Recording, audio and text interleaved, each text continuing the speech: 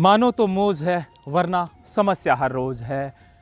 कुछ परेशान ऐसे भी होते हैं जो कुदरत की बनाई हुई इबादत का फ़ायदा नहीं ले पाते हैं। मैं बात किस चीज़ की कर रहा हूँ, थोड़ी सी देर में खुलासा हो जाएगा।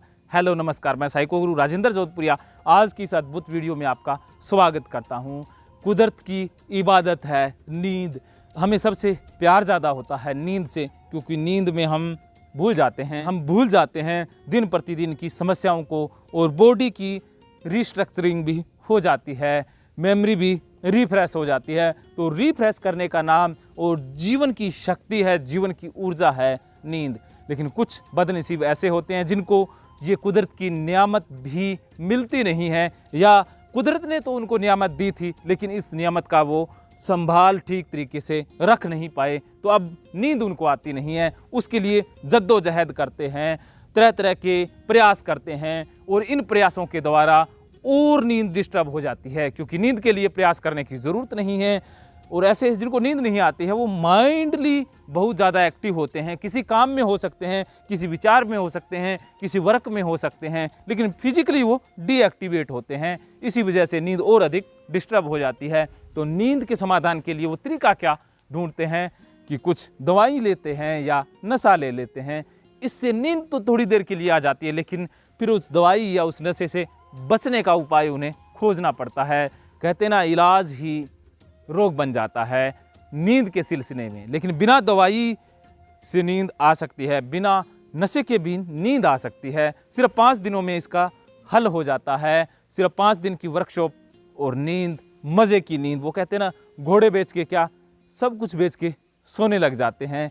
इसमें होता क्या है, इसमें yoga therapy, play therapy, psychotherapy, जिनके नाम मैं हर वीडियोज़ में बताता हूँ, जिसमें कैथारसिस टेक्निक है कि मन में बहुत कुछ दबा हुआ है उसको निकालना है, उसके निकालने के बाद नींद आ ही जाती है। और साथ साथ में स्पिरिचुअलिज्म की मदद ली जाती है। मन को शांत करने के लिए बहुत सारी ध्यान विधियाँ हैं, बहुत सारी टेक्निक्स हैं जिनके द्वारा मन शांत हो जाता है। और जैसे ही मन शांत होता है नींद आ ही जाती है। उसमें योग निद्रा कंसेप्ट की भी प्रैक्टिस करवाई जाती है।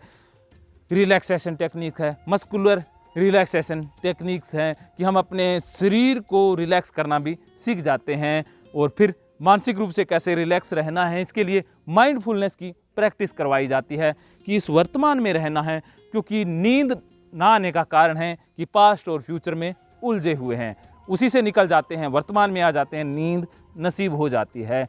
तो सिर्फ और सिर्फ नींद ना आने का किस्सा ख़त्म किया जा सकता है 5 दिनों में। साइको गुरु टीम इस काम को अंजाम देनी है।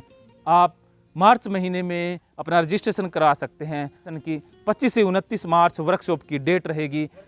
आप रजिस्ट्रेशन के लिए दिए गए नंबर पर बात कर सकते हैं। ये वर्कशॉप हर महीने ऑर्गेनाइज की जाती है साइको गुरु टीम द्वारा। आज की इस वीडियो को समय देने के लिए मैं साइको गुरु राजेंद्र जोधपुरिया आपका तहे दिल से आभार प्रकट करता हूँ। खुद की गलतियों से चलना सीख, मोहब्बत से सबकी झोलियां भरना सीख। खुद की गलतियों से चलना सीख, मोहब्बत से सबकी झोलियां भरना सीख। क्या रखा है पत्थरों की इस बेअसर इबादत में, असर चाहता है तो खुद की इबादत करना सीख।